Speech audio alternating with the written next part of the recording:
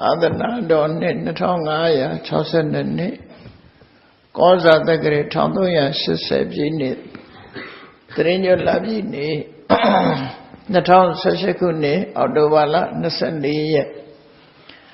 Mani Daddy, Bune and Kayai, Bune Mutiny, on Chana Jua.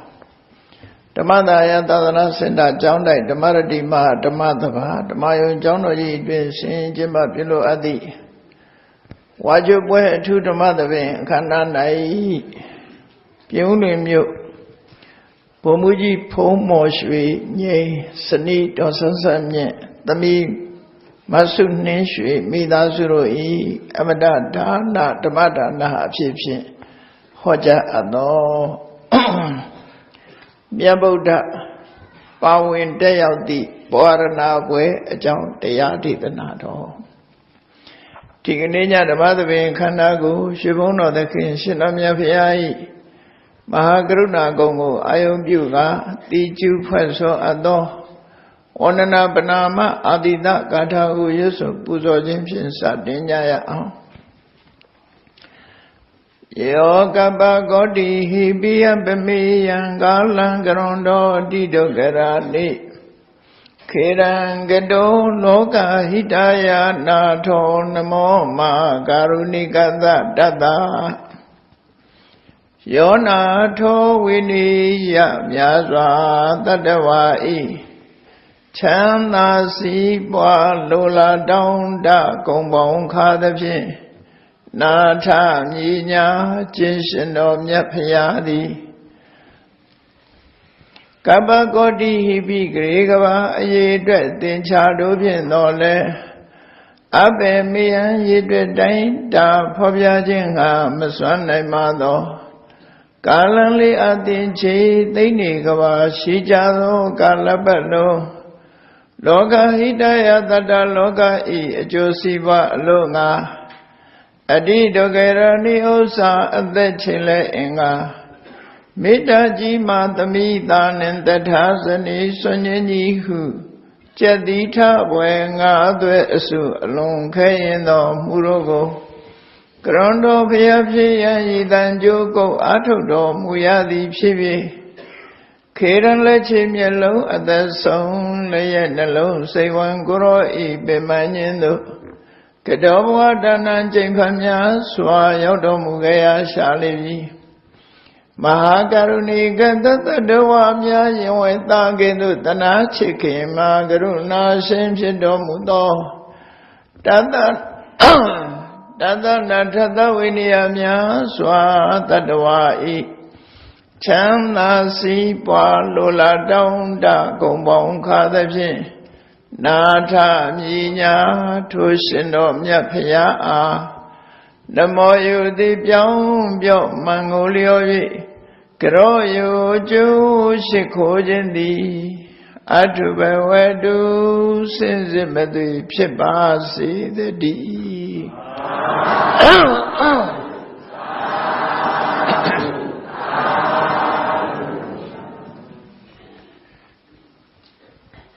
Yabuddha, Pawin day out the Pawarana way. Whatever the wind to Rosenu for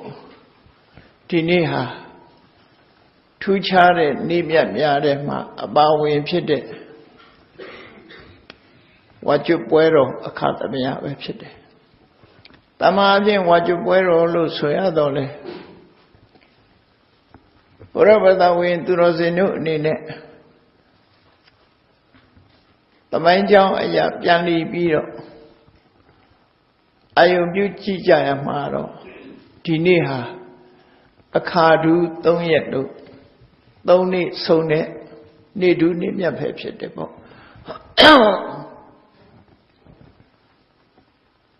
The gaggo. Poratana, the Maima, Madame Wende. Need do name yet. Don't yet. Don't you Pawin a car on it a cushion day. Yes, of the other king Gurumyaha. Dowdy than Napi Joabi, Konoma Miao Kalama. bè rồi phía cái vụ này ta nói thì ta nát ta của ưu tha bì rồi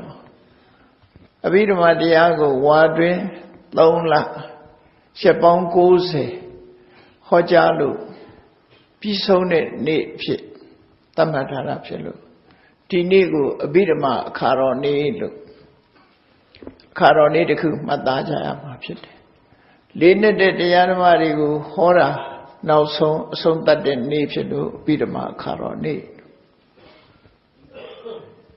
nào được cứ cái đó bì rồi mà đi à họ trả bì đấy khá nhất so với ha Tavrina Nabiga de Biro, Tengata Negra Locore, Tengata Mew, Tignike, New Deline, Nide, Tidama, she did, Tengata Mew Honia. Soundando de a navy Nabjama bound China like Banley, Lubido, Pianli, Sente Joyalare, need to name ya. Palisa Bima, Tiwo Rohana Locore. Tiwa Orohana Nabiga Lubidu Pianli Jua Sene Nilu Eri Nego Tema Bubiro Tignima Oh Taurina Bueri Supiro Yamata Chuti Darima Puzoveri Lucha Bitumeri Lodale Yasavia Taurina Nabiga Pianjua Larago Chusu Pusodo Apia Mitumweri Biolojane. Hoshi Kingala, Minaku, Pusora, Domo Katika Nekaku. Katika Nekaku, Pusore, Nine Mitonyare. Buraye, Soma Diarori, Shashi Lare, Kajaro. Nekaku, Pusore, Pueriha. Purago, Pusore, Pue, Piano Biro, Sinuela Vijara. Tuchare. We did that like another cushion. Tajamo, Dineha, Avidama, Caro, Ne, Bien, Yasavia, Taurina Nabiga, Pianli, Sinjua Lade, Ne to yet to Caru Lepside, Matahama. Now the Kugara Purago, Ago Yonchi, Yasavia Tama, the Arama Chenja Joko, Atonija, Tangaro, Shemyatiha. Tigini Drenwala Chulu. The one Shinjimu Chikane Paymanega Pure Sagamiago Pioso Jara Pitipo Erago Pawara Nalu Kore Pawara Nasura Paymanega Pura Paymanega Pure Sura Olo Paycobiro Jumwe Economium Hofu Don't do Yenimu Attribute be there, car.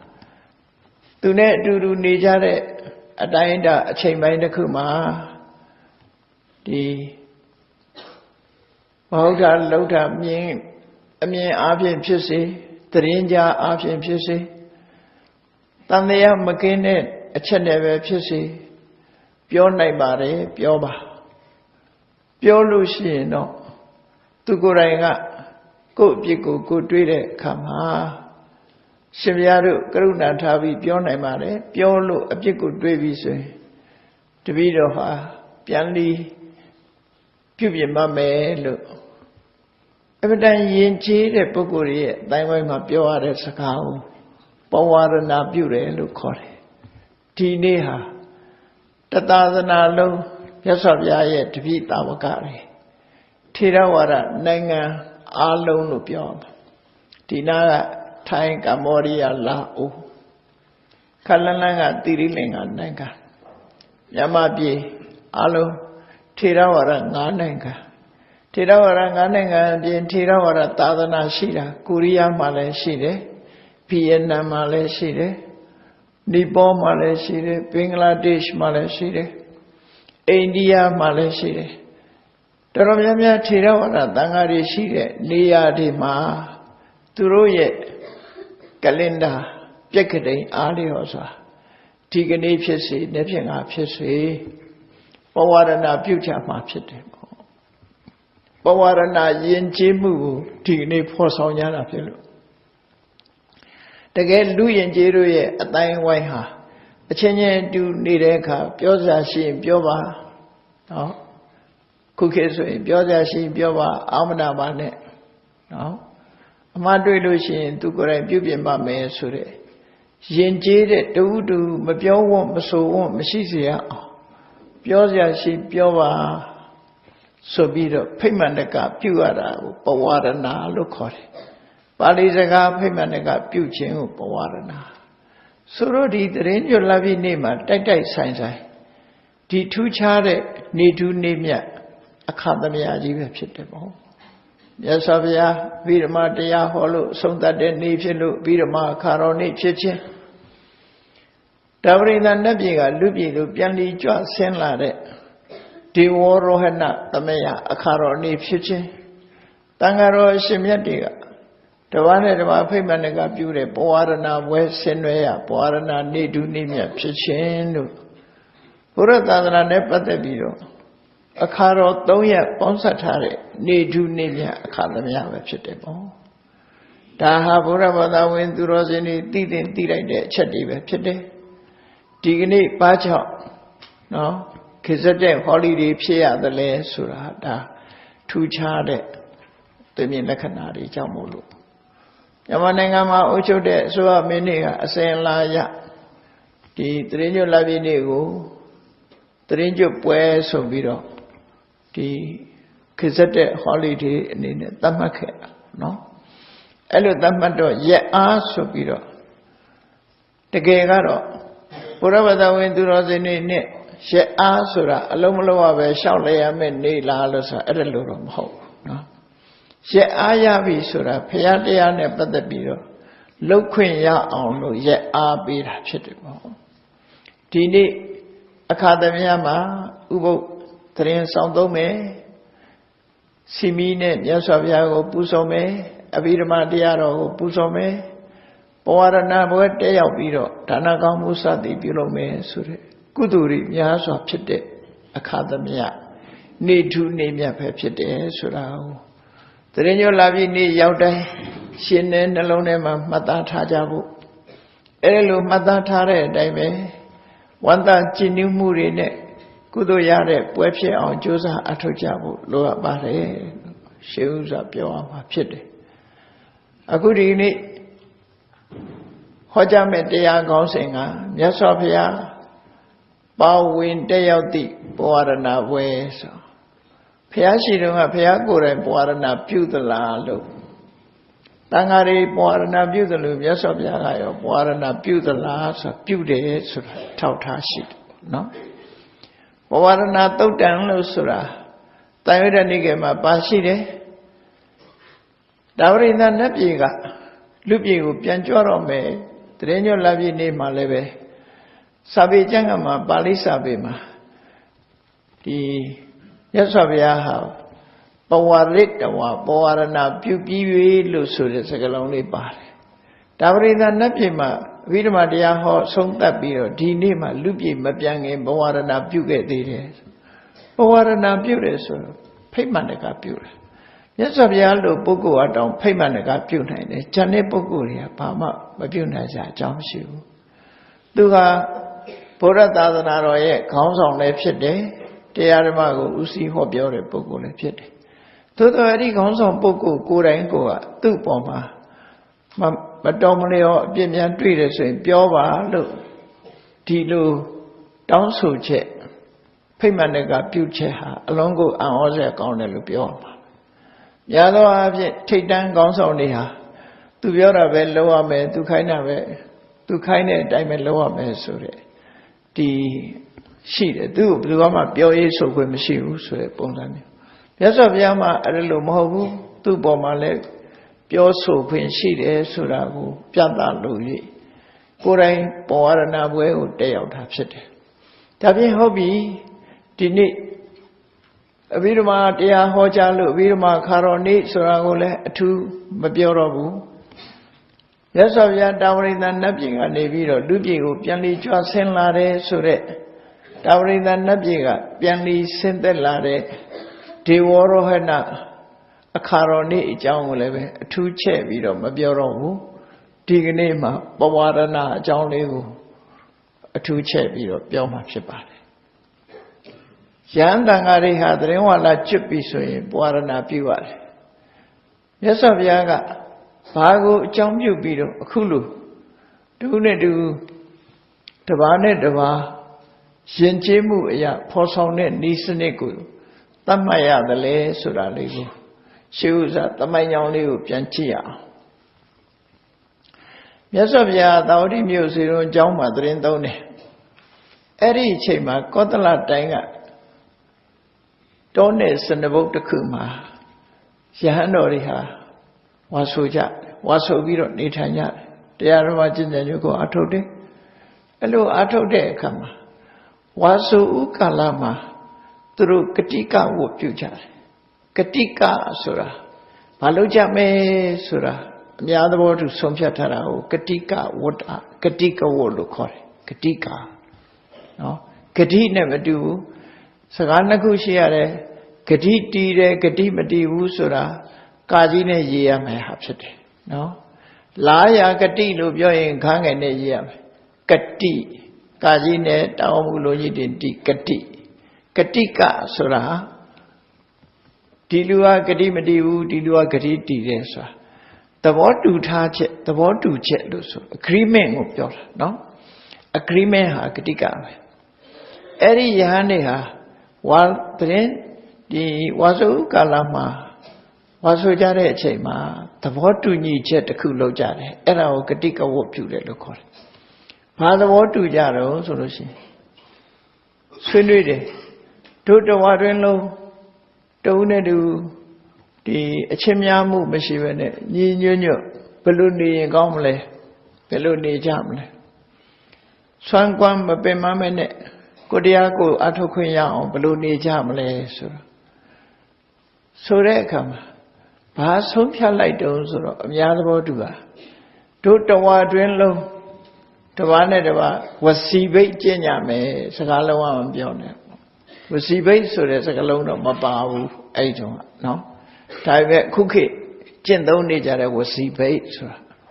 ဝစီဘိတ်ဆိုတာပါဇက်ပိတ်ထားတာပိတ်လားမပိတ်လားတော့မသိဘူးနော်ထမင်းစားရင်တော့ဖွင့်မှာပေါ့စကားမပြောတာအောင်ပြောတာဝစီဘိတ်အဲ့ဒီကိုယ်တော်တွေလည်းဝစီဘိတ်လောက်ကြတာပဲသဘောကတော့တဝါနဲ့တဝါစကားမပြောဘူးလက်ဟန်ချေရနဲ့ပဲ sign language နဲ့ပဲတူနဲ့တူပြောကြရှိပြောပဲပါဇက်ကနေမပြောရဘူးဆိုပြီးဘွာတွင်း3လချင်းချင်းစကားမပြောပဲနေကြမယ်ဆိုတဲ့သဘောတူညီချက်နဲ့နေကြအဲ့လိုနေကြတာနော်အဲ့တော့အဲ့ဒါကိုမြတ်စွာဘုရားဝကျွတ်တဲ့အခါမှာဒီကိုယ်တော်တွေကမြတ်စွာဘုရားဖူးဖို့သတင်းဝါလာကျွတ်ပြီးတဲ့အခါတာဝတိမြို့သွားကြတယ်မြတ်စွာဘုရားနဲ့တွေ့တဲ့အခါမှာဘုရားမေးဘယ်လာကြလဲဆိုကောသလတိုင်ကလာဟုတ်တယ်ဝါတွင်းမှာကျမ်းမာမာနဲ့နေကြရရဲ့လားညီညွတ်ညွတ်နဲ့နေကြရလားဆွမ်းကွမ်းမပင်မပန်းရှိကြရလားမြတ်စွာဘုရားကဒီလူချင်းဝရမေးမြန်းတယ်မေးမြန်းပြီးတော့ဘုရားကသိတယ်သူတို့ဘယ်လိုနေတယ်ဆိုတာကိုသိထားသိတော့စကားစပေးတယ်ညီညွတ်ညွတ်ရောနေကြရလားဆိုတပည့်တော်ညီညွတ်ညွတ်နေကြပါတယ်ဘုရားတဲ့ဆွမ်းကွမ်းလည်းမပင်မမှာဘူးဒါဖြင့်ဟုတ်ပြီယဟန်တို့မင်းတို့ညီညွတ်ညွတ်ညွတ်နေပုံလေးကိုပြောပြစမ်းပါဆိုတဲ့အခါမှာသူတို့ကလျှောက်တယ်တပည့်တော်တို့ဟာတဲ့တပါးနဲ့တပါးလုံးဝစကားမပြောရဘူးဆိုတဲ့ agreement တစ်ခုကတိကကိုထားပါတယ်ပြောကြရှင်ခြေရန်ခြေလက်ဟန်ခြေရန်နေနဲ့ပဲပြောရမယ်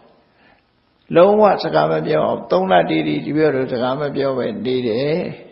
အဲ့ဒီနီးနဲ့ဒီပြောတို့ညီညွတ်ညွတ်နေကြတာဖြစ်ပါတယ်ဆိုမြတ်စွာဘုရားကဲ့ရတာချက်ချင်းနော်မင်းတို့ဟာမူခပ္ပတအားရီအကျင့်မျိုးကိုဘာလို့ကျင့်ကြလဲနော်အားနေတဲ့လူကစကားမပြောနိုင်ဘူး sign language နဲ့ပြောတယ်မင်းတို့နေတဲ့နေနီးဟာတဲ့ကျွဲတွေနွားတွေနေတဲ့ကျွဲတွေနွားတွေဟာတကောင်တကောင်ပေါင်းသင်းဆက်ဆံတဲ့အခါနေတဲ့နေနီးမျိုးဖြစ်တယ်ကျွဲနဲ့နွားတို့ဆိုတာတူတူပဋိသင်္ထာတာစကားမရှိဘူးကျွဲတဲ့ကောင်ကနောက်ကျွဲတဲ့ကောင်ကိုနေကောင်းရလားဘယ်လိုနေသေးတော့ငါဘာကူညင်အောင်မလို့ဒီလိုဟို စကားမျိုးပြောတတ်တာမဟုတ်ဘူးလေကျွဲညွန့်လို့အော်တာလောက်ပဲရှိမှာနော်အဲ့တော့ကျွဲဟာတစ်ခေါင်းတစ်ခေါင်းကိုတာရေးနိုင်ရေးမေးတာမရှိဘူးလေပြောတာရေးနိုင်ရေးမမေးတတ်ဘူးဒီလိုပဲနေကြတယ်သူနေမကောင်းဘူးဆိုလဲငါနေမကောင်းဘူးလို့မပြောတတ်ဘူးမင်းကောနေကောင်းရင်လာလို့လဲလူရင်ကျေးမှုတွေမှာနော်ခုခေတ်လို့ပေါ့ကစ္စည်းခမနီယံကစ္စည်းခမနီယံနေကောင်းရင်လားကြမ်းမရလားဟောင်းအာယူတို့ဘာလို့မလုပ်တတ်ဘူးလို့ဆိုလို့တယ်ပေါ့နော်ချင်းချင်းပြန်လာမေးရမြန်ရမယ်လူရဲ့ကျင့်ဝတ်အရာလူတွေ့ရင်နေကောင်းရလားအစဉ်ပြေရလားကြမ်းမရလားဆိုတာမေးရအဲ့ဒီလိုလူတယောက်ရဲ့ဒုက္ခဒုက္ခတောင်မမေးပဲနဲ့တယောက်နဲ့တယောက်နေစိတ်နာဟာကျွဲတွေနွားတွေနေတဲ့ပုံစံပဲတဲ့ဒီပုံစံသိုးတွေစိတ်တွေနေတဲ့ပုံစံပဲအဲ့ဒါမျိုးဟာလုံးဝမနေသင့်ဘူးပေါ့လူဆိုတာလူလိုပဲနေရမယ်လူဆိုတာတဦးနဲ့တူပြောတင်တာပြောရမယ်နော်ကုညီတင်တာကုညီရမယ်အချင်းချင်းညီညွတ်ညွတ်ပြောဆိုပြီးတယောက်ကုညီစရာချင်းနောက်တယောက်ကကုညီရမယ်ဒီလိုနေရမှာဖြစ်တယ်ပေါ့မူကပ္ပတမြတ်စွာဘုရားပြောတဲ့မူကပ္ပတဆိုမူခဆိုစကားမပြောတဲ့နေတဲ့သူကိုမူခလို့ခေါ်တယ်စကားမပြောတတ်ဘူးဝတ္တဆိုတာအကျင့်မူခပတ္တတဲ့ပုဂ္ဂိုလ်တွေကျင့်တဲ့အကျင့်တဲ့ပုဂ္ဂိုလ်တွေကစကားမှမပြောနိုင်တာဟုတ်မပြောနိုင်တဲ့အခါမှာဒုဋ္ဌမျိုးဖြစ်တယ်အဲ့ဒါတွေဟာသာသနာ့ဘမြတ်စွာဘုရားရဲ့အဆုံးအမမှာဒီအကျင့်မျိုးမကျင့်ကြဘူးတဲ့အညဒိဋ္ဌိယဆိုတဲ့တခြားဘာသာတွေမှာဒါမျိုးလုံးလေးရှိတယ်ပေါ့ငါဘုရားရဲ့အဆုံးအမမှာဒါမျိုးမလုပ်သင့်ဘူးဆိုပြီးတော့ယဟန်တွေကိုကဲရှုတ်ချပြီးတော့အဲ့ဒီကဲရှုတ်ချပြီးနောက်ဘယ်တော့မှမူကပ္ပတဆိုတဲ့နေတဲ့ပုဂ္ဂိုလ်ရဲ့အကျင့်မျိုးမကျင့်ရဘူးကျင့်လို့ရှိရင်မင်းတို့အပြစ်ဖြစ်စေဆိုပြီးတော့ဥပဒေပြညတ်လိုက်တယ်ပြညတ်ပြီးတဲ့အခါမှာမြတ်စွာဘုရားကဒီလမ်းတစ်ခုဖွင့်ပေးလိုက်တယ်အဲ့ဒါပွာရဏဖြစ်ပေါ်လာခြင်းအကြောင်းပဲဘာလမ်းတစ်ခုဖွင့်တော့ဆိုမြတ်စွာဘုရားဒီအဲ့ဒီအကျင့်တွေကိုမကျင့်ရဘူးဆိုပြီးအနုသန္နာမိဘိက္ခွေဝတ္တံဝဋ္ဌာနံဘိက္ခုနံတိဟိဌာနေဟိပဝရေတုံဒိဋ္ဌိနဝါတုတေနဝါပရိသင်္ကာယဝါဝါကျွတ်ပြီဆိုလို့ရှိရင်တဲ့ကိုမသိလျော်တဲ့အလုံးလုံးထားကိုယ်တိုင်မြင်တာပဲဖြစ်စေကိုယ်တိုင်ကြားတာပဲဖြစ်စေတန်တရားဝင်တာပဲဖြစ်စေတဲ့အဲ့ဒီသုံးမျိုးနဲ့ပြောဆိုတတိပေးဖို့ဖိတ်မှတ်နေကပြုရမယ်အဲ့ဒီလိုဖိတ်မှတ်နေကပြုခြင်းဟာတာဝောဘဝိတ္တိအညမညနုလောမတာဖိတ်မှတ်နေကပြုလိုက်တဲ့ဖြင့်ဘာဖြစ်တုံးဆိုရင်တုံးနဲ့တူအစဉ်ပြေမှုတွေဖြစ်ပေါ်လာတယ်လူရဲ့အတိုင်းဝိုင်းမှာဒီယဉ်ကျေးမှုတရားအနေနဲ့သူ့ပြည့်မြင်လဲပြောပါကိုယ့်ပြည့်မြင်လဲပြောပါဆိုရင်းနှီးပြီးတော့တုံးနဲ့တူကတကယ်အဖက်မလို့စကားမပြောဘဲနေတာမျိုးမဟုတ်ဘဲနဲ့တူကုညီဆောင်ရှောက်မှုဆိုတဲ့အညမညနုလောမတာအပြန်အလှန်လိုက်လျောညီတွေနေထိုင်ခြင်းဖြစ်တယ်လူတွေရဲ့အတိုင်းဝိုင်းမှာတိရစ္ဆာန်တွေလိုမနေရဘူးတုံးနဲ့တူကခင်မင်ပြီးတူကိုတူထိမ့်သိမ်းဆောက်ရှောက်မှုနဲ့နေရမယ်လို့ဒီလိုဆိုလိုတယ်မြတ်စွာဘုရားနော်ဒါလူယဉ်ကျေးမှုအတွက်အမတန်မှအရေးကြီးတာအညမညနုလောမတဲ့တုံးနဲ့တူကလိုက်လျောမှုတွေရှိလားအေးလိုက်လျောမှုမရှိရင်သွားပြီးတော့တယောက်ကိုမင်းဒါဒီလိုလှုပ်တာမကောင်းဘူးလို့သွားပြောရင်အခုခေတ်ဆိုရင်အညမညနုလောမမဖြစ်ရင်ဘာဖြစ်တော့ရှားမရှိနဲ့ဆိုတဲ့စကားတုံ့ပြန်ခံရပါနော်ဆရာလာမလုံးနဲ့ဆိုပြောလိုက်ပြန်အဲ့တော့လူယဉ်ကျေးမှုမှာအတိုင်းဝိုင်းမှာဆရာပဲလုံနော်ရှားပဲရှည်ရှည်ကိုယ်အကျိုးအတွက်ပြောတာဆိုပြီးတော့နားထောင်အောင်သူဆိုနားထောင်တဲ့အခါမှာတဦးနဲ့တူဆက်ဆံရဲ့ပိုပြည့်ပြည့်လာတယ်ပြောမနာဆိုမနာမိတ်ဆွေရင်းချာတွေဖြစ်လာအဲ့ဒီရွေချက်ပဝရဏပြုတယ်ဆိုတာအညမညနုလောမတဲ့ Tangari Chin at Drema, Dune do Pontin Sassane, Lilioni do Shichare, do Liliojare, Sure, and it have a fear. Do Dema need a fear, Lilio made a solore, no? Data check. Not a Kuaro, Abati Wota Nata Yani Boarana Bude, so there's a guy. Pasoyaro, so Turuwe. Tangam Bandi Boaremi, Diti Nawa, Duti Nawa, Breathing Kayawa, Tatabat. Soluranga Barosi. Shimyaru, Tangago, Dviro, Pigmanica, Pubare. Nin of Pissy, Jardin of Pissy, Tanya Pitchin of Pissy, Dviro. Soluraga, Miene, a Geneva Pissy, Jare, a Bimu Pissy, Tanya Sire, a Bimune Pissy. Piobo so Pigmanica Pubare to sorry. Erima, Tudia Bajaro, Wadanduma, Ayataman Nukamba Upadaya. Teviro Boma, a Genadia Tado option, Mabioma solo, Teviro Boma, a Genadia Tabiro, Pioba, Eritogen, Dream, Pioba, Tadia Bajaro, Patando, Pedigreta me. Teviro Kure, Shemiaro Topiare, a Pico, Hode, Nalomide, Sura, Tide, Teviro go, Teviro, Pupium Mame, Pedigreta me, so Pupium. Along count in Jimudia Peta, no? Poarana Budesa, Ella. No say Poarana Pony, Poarana Way, Palamanamati, Poarana Way. Poarana Way, Dwabi, Sonny Long made the love Hashini, no? A day vega, Ella. Poarana saw payment got beauty. Below payment got beauty, Rosway. The video Boma Semiaro payment got beauty. Mien lo Pissy, Miene, Piene Pissy, Shimiaro, Jalo, Pissy, Dania Pilo, Pissy. The video of Mangenia be Pioba. Through Solo. A Genadiane Pioba. Patano great, Pedigree Dami, Shimiaro, Piore come. The video a Pico, Tweedoshi, Pubi Mame, one can get it Pura. Era go Poarana Pura, look hot. Yandavara, a name yan like Bido, a name of Tangari Neloshin, don't change, Soare. Tangariga Lomia Bido, the gong, Nane Ayo Matekin beyond Loa Martinia. No? Nane Ayo Matekin beyond Loa Masuro. Tangari Lomiare Kajaro. Eka Wasika so. The Come Solear, the Jame Solear. Dwazika, Nakome Sololear. Boma Abino, Dewazika, Don't Jay Soame. Tangambandi Boaremi did nawa, Duti nawa, breathing Hayawa. Waranduma, Adamando, Nukama, Ubadaya, Patando, Digreta, me, Sovia, Tuti and be bandit tangan, Tati and be bandit tangan, Don't Jay Soam. Ella, Dewazika. Dide a Chinchonian ocean, Tamana Wotika, Tawayare Kurori, the Jaine Bonsume, Nawayare Buguria, the Osu, Tongwayare, Waduri, no, Sewayare Guru, Badia, by anybody at the Jaine Sum, Yamian beyond loaded knee, Edan sheet. Erelu,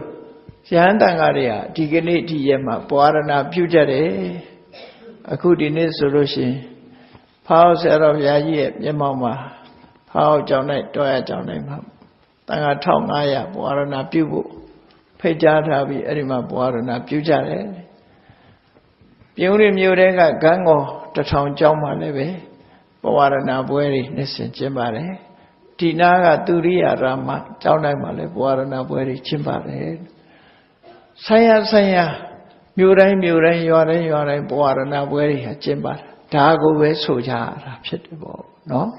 Era Upuarana Buelo Corrible.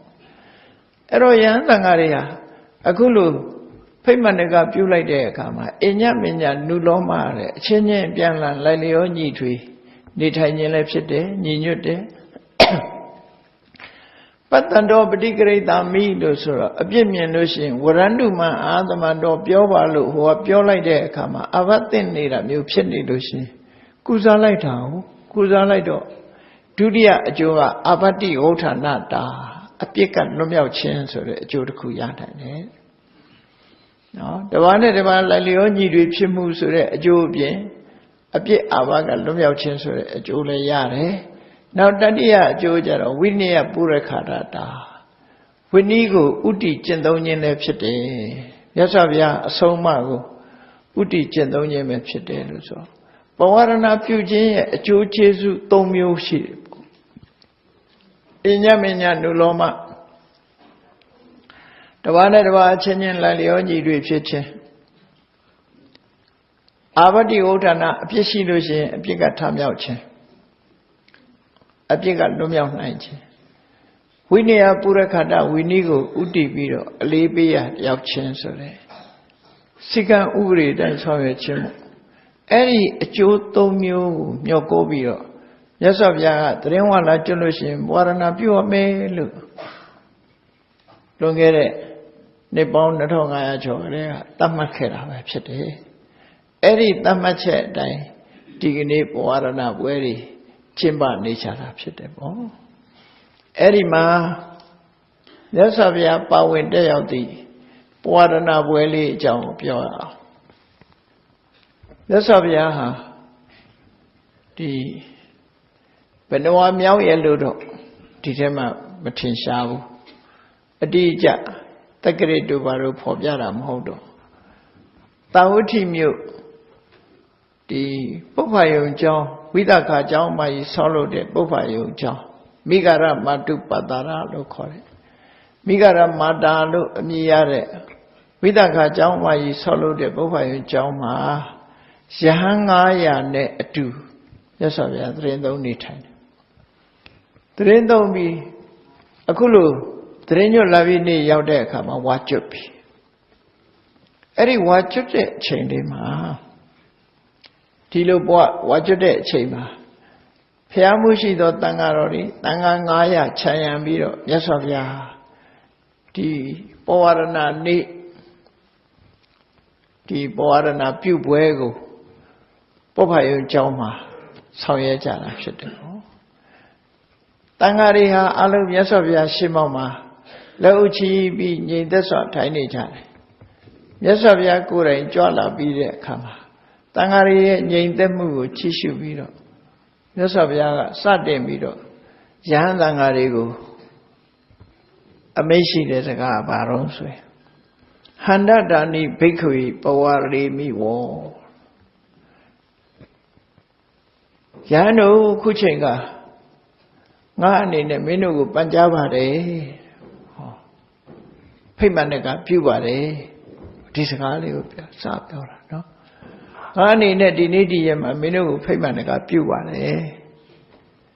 Nasa mekin si karahata kaikawa siradikawa.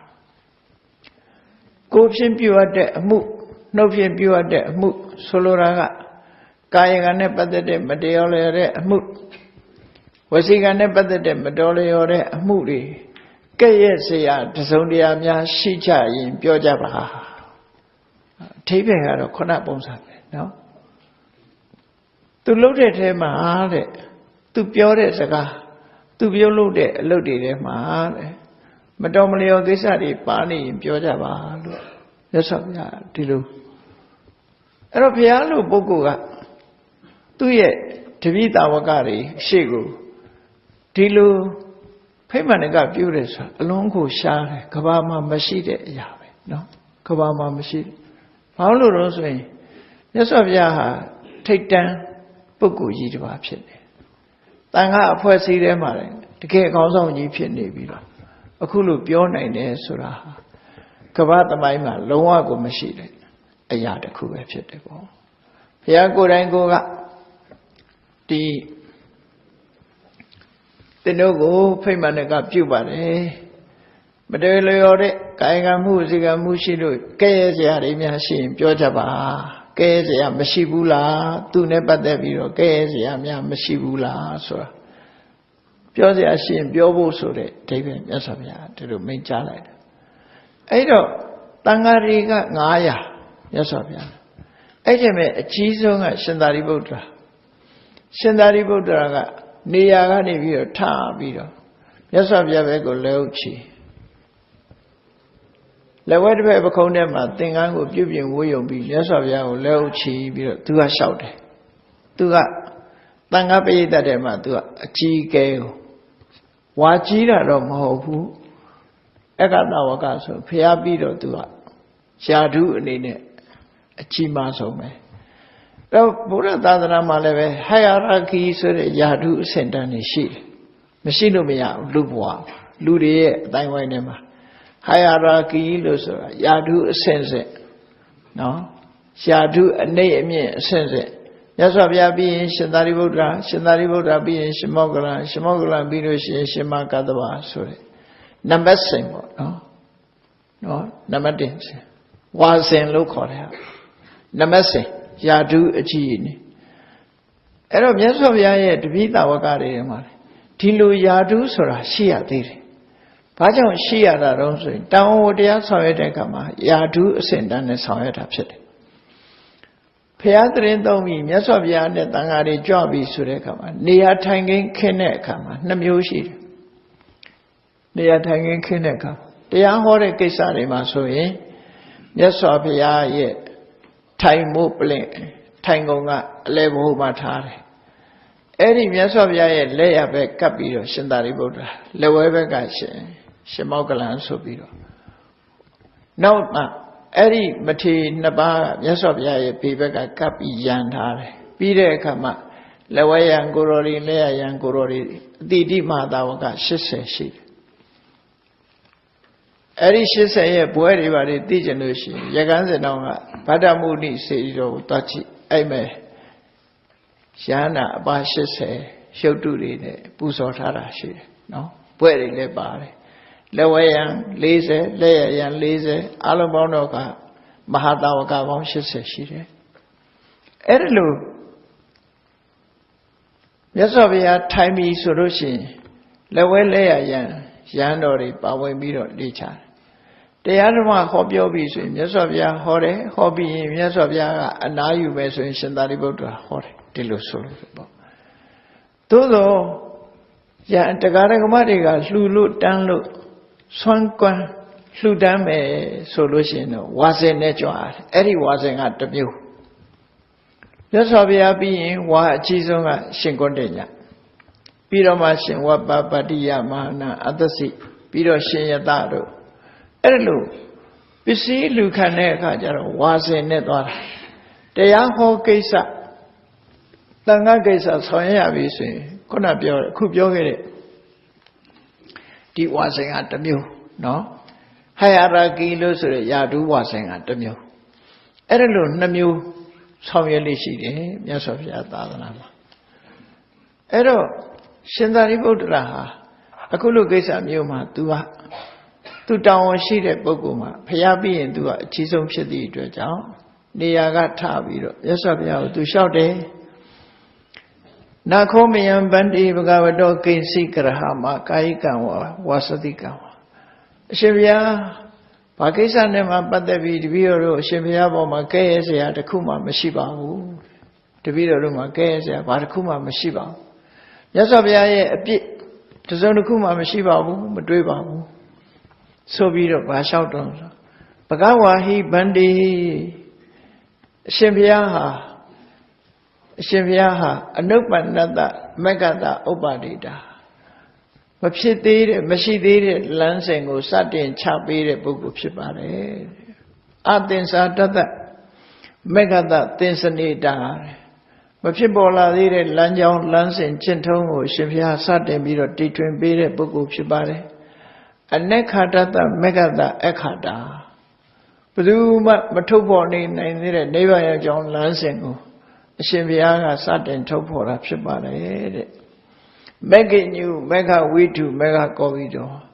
နိဗ္ဗာန်သွားတဲ့လမ်းကြောင်းကြီးကိုရှင်ဘုရားသိသူလိမ္မာကျွမ်းကျင်တဲ့ပုဂ္ဂိုလ်ဖြစ်ပါတယ်မက္ခဏုဂါသဗန္တိဣတရဟိတဝကာ တပည့်တော်တို့တပည့်တာဝကတွေဆိုတာရှင်ဘုရားချမှတ်တဲ့လမ်းကြောင်းအတိုင်းလိုက်နာပြီးတော့ဝိဟရန္တိပစ္စသမနာကတာရှင်ဘုရားချမှတ်ထားတဲ့လမ်းကြောင်းကိုလိုက်ကြရတဲ့ပုဂ္ဂိုလ်တွေဖြစ်ပါတယ်ဒါကြောင့်လမ်းစဉ်ကိုတီထွင်ပေးတဲ့ပုဂ္ဂိုလ်အပေါ်မှာဘာအပြစ်မှတပည့်တော်တို့မတွေ့ပါဘူးဖေ။ကဲ့ရဲ့စရာတခုမှမရှိပါဘူးလို့ရှင်သာရိပုတ္တရာအဲ့လိုလျှောက်ဒါဘုရားကိုယ်တိုင်ပဝရဏပြုတဲ့သဘောပဲနော်အဲ့လိုပြုပြီးတော့ရှင်သာရိပုတ္တရာကမြတ်စွာဘုရားကိုသူ့အလှည့်မှာဆက်ပြီးလျှောက်ပြန်တယ်သူကအယသခောဗန္တိဘဂဝန္တံပဝရေမိရှင်ဘုရားတဲ့တပည့်တော်ကိုယ်တိုင်ကလည်းရှင်ဘုရားကိုဖိမှန်တကပြုပါတယ်တဲ့နသမိဘဂဝါကိဉ္စိကရဟတိကာယိကံဝဝါစတိကံဝကိုမှုနှုံမှုနဲ့ပတ်သက်ပြီးတော့ကဲ့ရဲ့စရာမရှိဘူးဆိုတာသိကြပါလားဖေဟာတပည့်တော်ပေါ်မှာကဲ့ရဲ့စရာများရှိပါသလားလို့ပြစ်တင်စရာများရှိပါလားလို့မြတ်စွာဘုရားကိုရှိရင်အမိတ်ရှိပါလို့ဖိမှန်တကပြုလိုက်တဲ့အခါမှာမြတ်စွာဘုရားကတုံ့ပြန်ပြီးတော့ပြောတယ်နခွာဟန္တိသာရိပုတ္တတဲ့တဲ့မှာလည်းပဲကိဉ္စိကရဟာမိကာယကံဝဝစတိကံဝကိုမှုနှုတ်မှုနဲ့ပတ်သက်ပြီးတော့ကဲ့ရဲ့စရာတစုံတစ်ခုမရှိပါဘူးတဲ့ဆိုပြီးတော့မြတ်စွာဘုရားရှင်သာရိပုတ္တရာကိုချီးမွမ်းစကားပြောလိုက်တယ်ပဏိတောတွန်သာရိပုတ္တသာရိပုတ္တသင်ဟာတကယ်ပညာရှိပုဂ္ဂိုလ်ပဲတဲ့မဟာပညောတကယ်ကိုကြီးမားတဲ့ပညာရှိတဲ့ပုဂ္ဂိုလ်ပဲပုထုပညောတကယ်ကိုကျေပြတ်တဲ့ပညာရှိတဲ့ပုဂ္ဂိုလ်ပဲဟာသပညောတကယ်ကိုရွှင်တဲ့ပညာရှိတဲ့ပုဂ္ဂိုလ်ပဲသဝနပညောတကယ်ကိုလင်းမြန်ထက်မြက်တဲ့ပညာရှိတဲ့ပုဂ္ဂိုလ်ဖြစ်တယ်တိဋ္ဌပညောထက်မြက်တဲ့ပညာရှိတဲ့ပုဂ္ဂိုလ်ဖြစ်တယ်နိဗ္ဗေဒိကပညောအရာရာကိုဖောက်ထွင်းသိမြင်နိုင်တဲ့ပညာရှိတဲ့ပုဂ္ဂိုလ်ဖြစ်တယ်လို့ရှင်သာရိပုတ္တရာရဲ့ပညာကိုချီးမွမ်းပြောကြားပြီးတော့မြတ်စွာဘုရားကဥပမာလေးတစ်ခုနဲ့ပြောတယ်သာရိပုတ္တရာတဲ့လေးချွန်းတမြင့်မို့လေးချွန်းကိုပတ်ပြီးတော့အစိုးရတဲ့စัจ java ရိမင်းကြီးဟာတဲ့စัจ jaya ရဏနဲ့တိုင်ခံလှိလိတဲ့အခါမှာစัจ java ရိမင်းရဲ့အကြီးဆုံးသားယရဏဟာသူ့ဖေရဲ့စัจ jaya ရဏကိုသူ့အဖေကျင့်တယ်လို့ကျင့်ပြီးတော့စัจ jaya ရဏကြီးကိုပိုင်ဆိုင်ခွင့်ရသွားတယ်လို့ပဲ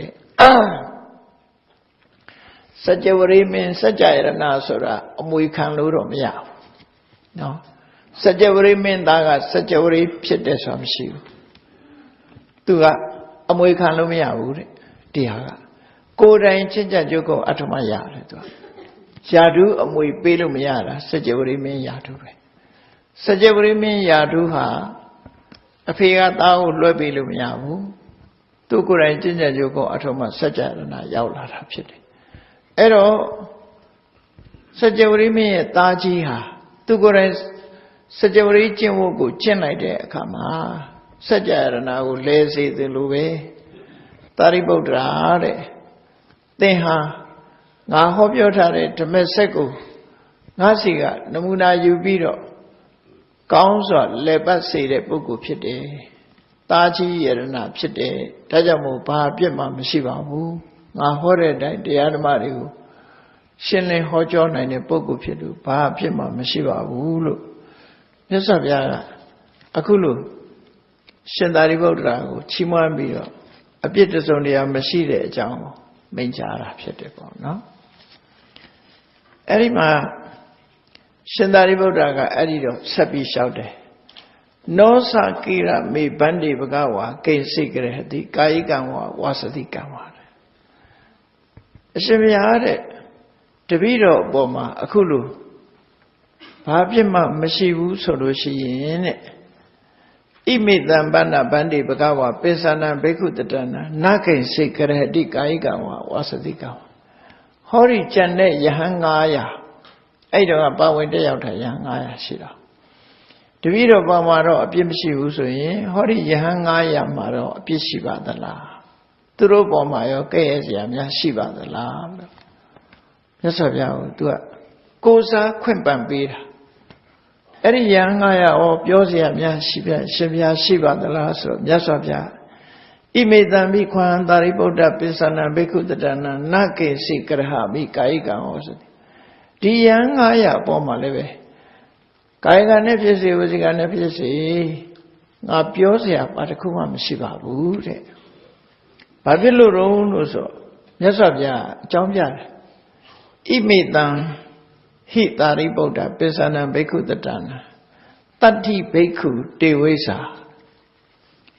ဘာကြောင့်လုံးလို့ဆိုလို့ရှိရင်ဒီယဟန်900ထဲမှာအပါး60ကဝိဇ္ဇာဉာဏ်3ပါးပုတိအာပုပ္ပိနိဝါဒနုတ္တိဒိဗ္ဗစက္ခုအာတဝခေယဆိုတဲ့ခုံတူဝိသေတနဲ့ယဟန္တာဖြစ်တဲ့ပုဂ္ဂိုလ်တွေဖြစ်နေတယ်ယဟန္တာပုဂ္ဂိုလ်ဆိုတာအပြစ်ကင်းနေတယ်အပြစ်ကင်းုံနဲ့မကဘူးတကယ်ကိုသူတို့ဟာခုံတူဝိသေတနဲ့ယဟန္တာဖြစ်နေတဲ့ပုဂ္ဂိုလ်ပုတိအာလို့ခေါ်တဲ့ပုပ္ပိနိဝါဒနုတ္တိဝိဇ္ဇာဒိဗ္ဗစက္ခုဝိဇ္ဇာအာတဝခေယဝိဇ္ဇာဝိဇ္ဇာဉာဏ်3ပါးပိုင်ဆိုင်ထားတဲ့ပုဂ္ဂိုလ်တွေဖြစ်တယ်နောက်တစ်ခါကျန်တဲ့အပါး60ကျန်တဲ့ထဲကအပါး60ကတော့ဆလပိညာအဘိညာဉ်6ပါးပိုင်ဆိုးထားတဲ့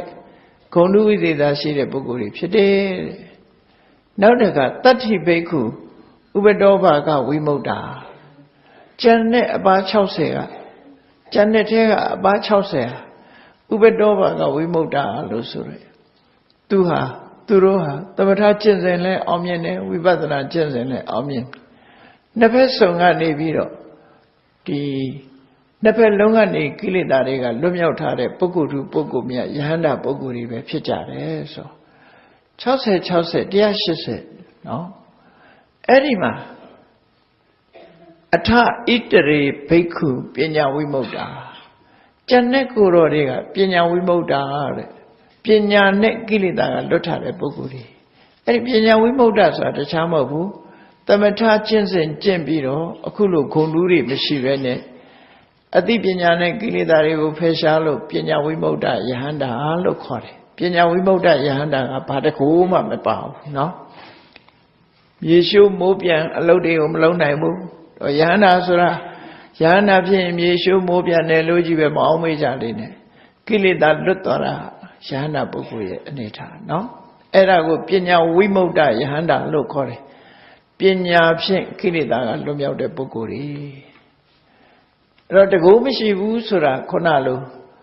အဘိညာဉ်တကူတွေမရှိတာဝိဇ္ဇာ3ပါးဆိုတာတွေမရှိတာသူတို့ဟာကိလေသာအသဝါကလွတ်ကင်းပြီးတော့ကိုယ်စိတ်ကိုပိုင်နိုင်တဲ့ကိလေသာကင်းကွာတဲ့ယဟန္တာပုဂ္ဂိုလ်တွေသာဖြစ်တယ်အဲ့တော့ဘုရားလက်ထက်အစနာမှာဆိုလို့ရှိရင်ယဟန်တော်တွေဟာယဟန္တာဖြစ်လိုက်တာနဲ့တပြိုင်နက်ဂုဏ်တုဝိသေသနဲ့ဘုံတကူကြီးကြတယ်နောက်ပိုင်းခေတ်ရောက်လာတဲ့အခါကျတော့ယဟန္တာတော့ဖြစ်တယ်တကူတော့မရှိဘူးတကူမရှိဘူးဆိုတာမြေရှိုးမိုးပြန်သွားနိုင်တဲ့တကူကိုပြောတာနော်အဘိညာဉ်တကူတွေမရှိဘူးမဖန်ဆင်းနိုင်ဘူးသူတို့ဟာသို့တော့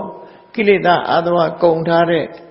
ဟန္တာပုဂ္ဂိုလ်တွေဖြစ်တယ်လို့ဆိုဗမာပြည်မှာတော့ခဏတော့ဓာတ်တော်ကြရင်ယဟန္တာလို့ပြောနေကြတာဒီထဲမှာတော့အဲ့ဒီဓာတ်တော်ကြတာအကြောင်းမပါဘူးနော်အဲ့ဒါလည်းသတိထားစရာတစ်ခုပေါ့အဲ့တော့ကိလေသာအသဝါတွေဟာပညာကြောင့်လွတ်သွားတယ်လို့ဆိုလို့ပညာဖြင့်ကိလေသာအသဝါတွေကလွတ်တာကိုပညာဝိမု ക്ത ယဟန္တာဘာကြောင့်လို့ဆိုဒီပုဂ္ဂိုလ်တွေကသုဒ္ဓဝိပဿနာယာနိကဝိပဿနာတရားတက်တက်ပဲအထုတ်တာသမထအာမထုတ်ဘူးသမထအာမထုတ်သည့်အတွက်ကြောင့်ဇံအဘိညာဉ်တကူမရှိဘူးလို့ဆိုလို့တယ်နော်တကူမရှိဘူးဆိုတာအဲ့ဒါကိုပြောတာဘာတကူရှိတုံးလို့ဆိုလို့ရှိရင်သူတို့စိတ်ကိုသူတို့နိုင်တဲ့တကူတော့ရှိတယ်ယန္နာဖြစ်သွားရင်ယန္နာပုဂ္ဂိုလ်ရဲ့ထူးခြားချက်ကဘာလို့ဆိုရင်သူစိတ်ကိုသူပိုင်နိုင်တာယန္နာပုဂ္ဂိုလ်ရဲ့တကူပဲဖြစ်တယ်ပုရုဇဉ်တွေကြတော့ကိုယ်စိတ်ကိုမပိုင်ကြဘူးမပိုင်ရင်နေမကောင်းလူတွေကစိတ်သွားတိုင်းကိုပါဖို့ရဆူတောင်းနေကြသေးတယ်နော်စိတ်သွားတိုင်းကိုကပါခြင်းသေးတယ်အဲ့ဒါလို့တကယ်တော့လည်းမပါလို့တော်သေးတာပေါ့စိတ်သွားတိုင်းသာကိုပါလို့ရှိရင်ညတောင်ခွေးတဟောင်းဟောင်းနဲ့ဖြစ်တယ်နော်အဲ့တော့ယန္နာပုဂ္ဂိုလ်တွေကတော့သူစိတ်ကိုသူနိုင်နိုင်နင်းနင်းသူထားတဲ့နေရာစိတ်ဟာနေကြတယ်ပုရုဇဉ်ပုဂ္ဂိုလ်ရဲ့စိတ်ကြတော့ထားတဲ့နေရာမနေဘူး Ero Myaswa Bhaya Tariputra di Yana Ngaya Dwelling, a Biosam Shivure, di Yana Ngaya Rega, Chausega, De Wisa don't Chausega, Salavena, Avenian Chamane, Piezone, Chausega, Ubedovaga, Wimoda, Peso, Nepeso, and the Kilida, Lude Puguri Fide, Janet Donya Nasega. Pinya Wimoda Yana Boguri Jibe Pinichare Rajamulu Piosea Shiva Bulu Yasovia Eri Akanama Kurai Pawene Pawarana Wema Tilu Michara Websitable Eri Chema Shenwenki Dalo Kore Kukilusuino Kabia Siamo Tua Sapuetat Let dance up where Kavyasea. Shenwengida Matimiaga Ditema Pare Suro, Tule, Ayarebe Pare Bogu Picompium. Erotuga Yasavia Kulu Minjala de Kamare, the Shenwengida, Yasavia Shema, the Gego, Lilioni Rishilade, Kata Kavya. Yasavia Chimon Tomana, Pugate, Sura, Totanga, Soma de Lumatantena. Ero, Tugavia Puebi, Kavia Labone, Papioge the lay, Yasavia Blue Chimonge the lay, so into a Isa Panarati Tigani the Sangaye, Lavini Mare. Without the Beku Pesada the Makama. Tege Kokilida Nijiga Senje Tanshin Sita Pusin Nijare Jahana Ngaya Suwimi Nijababi Eri Jahana Ngaya di Tayosana Pandanit Sita Tayosin Sure Naujuri Konum Chatabi de Buguri Pede Anika Di Kina Punapawa Iti Tibuguri ha Magambu Aguduri Kenyare Naumba wow Pipo Pawati Sura, Turuma, Komsum Dabi, Nota Pawati, Turuma, Mashide, Diaru Diamiago, Chendon Nitavi, Bugumyadi, Pichabare, Sura, Kavia Puebiro, Piao shout. Saga Woti Yatarasa, Amisa Priwarito, Tamanda Nubri, Dagaranda Mahim Ima. Sajaranago Paisure, such a very many hare. Mabong Chayan lay, no? Mabong Chane, Tamudra ne, Nakan Kotare, Tamudra ne, Sontatare. Solura, Yebiania, Kukawabi Bonyujira, Kawami Bonia, ye never Sontatara, no? Benlene, Cantatara, Yebonia. Eri Benlene, a Sontatare, Kawami Ji, Hure. Tu Sajara Najine Lepapiro, Toala Ked, Toala the Lube, Ewan Wisida Tingaman, Tadawaha, Nodra, Tawagabri, Badandi Devisa, Mesuha,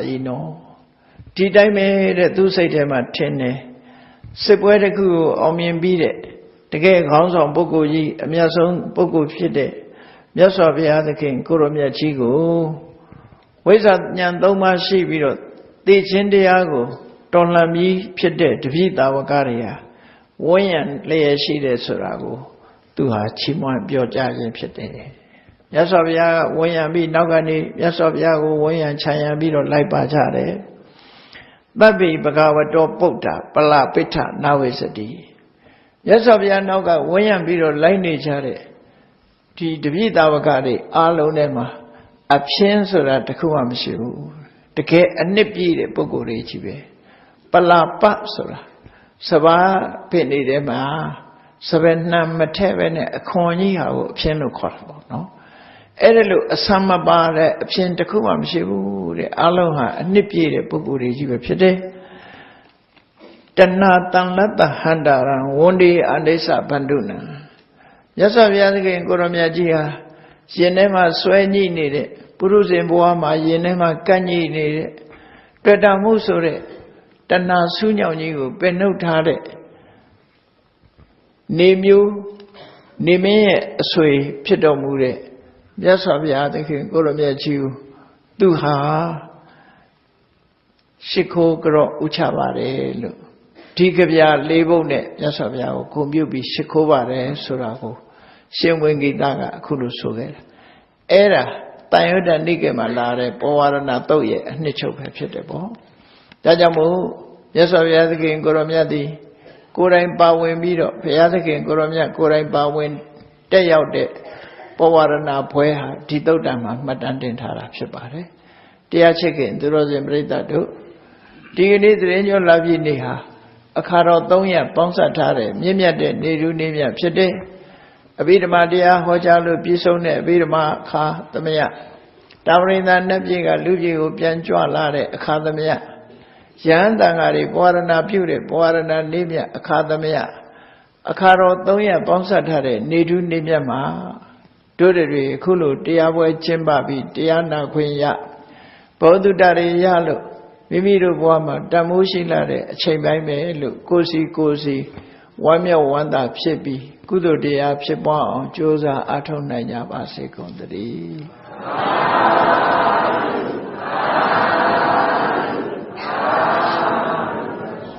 Mita Boya on Tadua Miaswa, Piyangwa, Chanda Javazi, Tadua Miaswa, Piyangwa, Chanda Javazi, Mita Yijan, Dongapyan, Injan Javazi, Medayijan, Dongapyan, Injan Javazi, Teshi Jamma, Sichanda, Luya Sanda Pivazi, Teshi Jamma, Sichanda, Luya Sanda Pivazi, Olanda Duka Pingasa, Mida Bone Indu Tingama, Manodra di Davidam Bawayandu Dugandaga, Mida Bone Indu Tingama,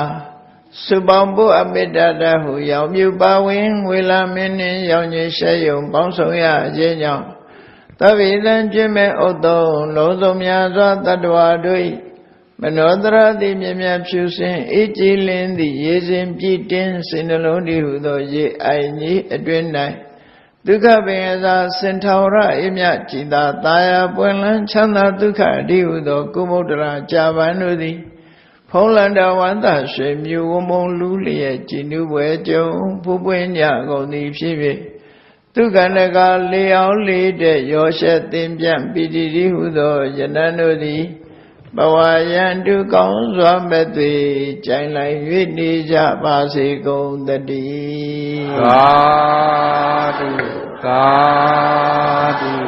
God.